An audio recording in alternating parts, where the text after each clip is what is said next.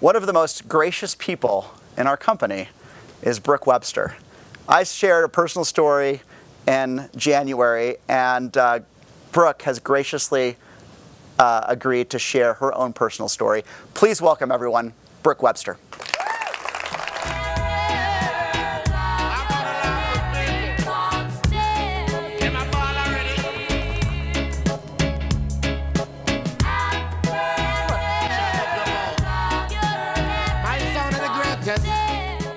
Phoenix and her family inspire me.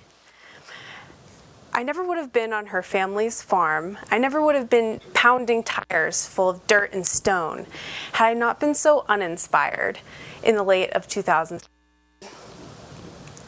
Last November, I was adrift. Don't worry, David. I wasn't aimless. I still came to work each day.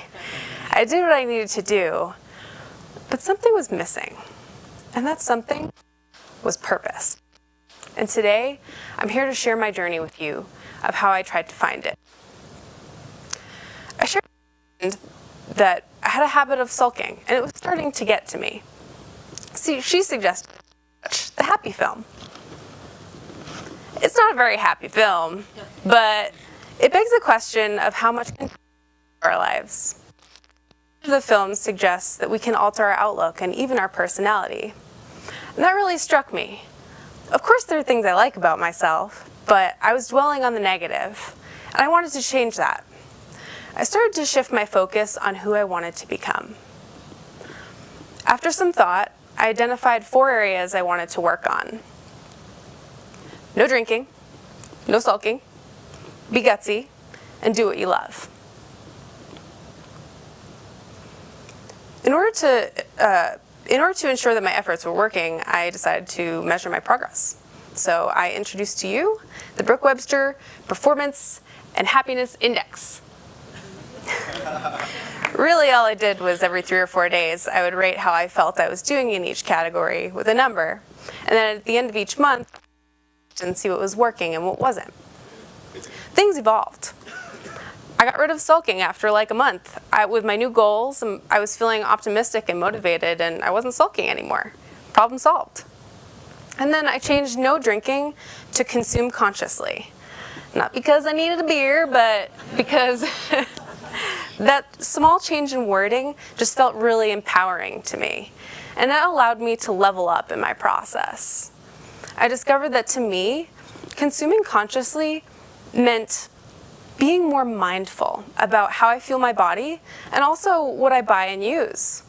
That allowed me to go vegan and take steps towards being zero waste.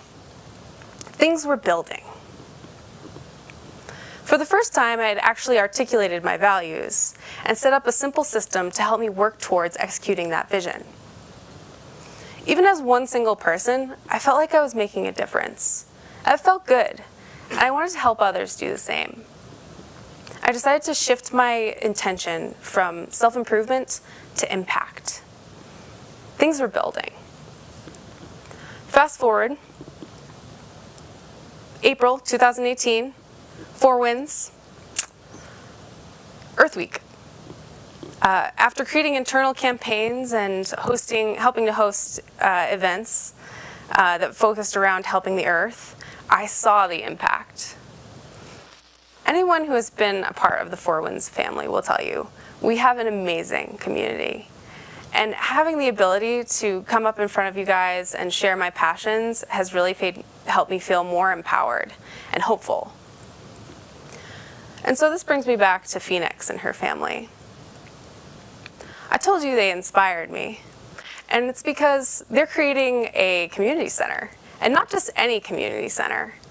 They're creating a space to help educate and teach Puerto Ricans how to be more self-reliant by doing things like gather rainwater and plant their own food. And while this is obviously beneficial to the planet, it really empowers Puerto Ricans. Their purpose is to foster autonomy and a more prosperous life for everyone in Puerto Rico. It's inspiring. Not been so uninspired in late last year. Things build. 6 months ago, I was underwhelmed with myself, day life. And by setting small goals, I was able to find a process that helped me unlock experiences that helped me build my best self. So my question for you is this: what does the best version of you look like? Identify 3 things you want to be, check in consistently, and be gutsy. You'll find your purpose. You make the world a better place.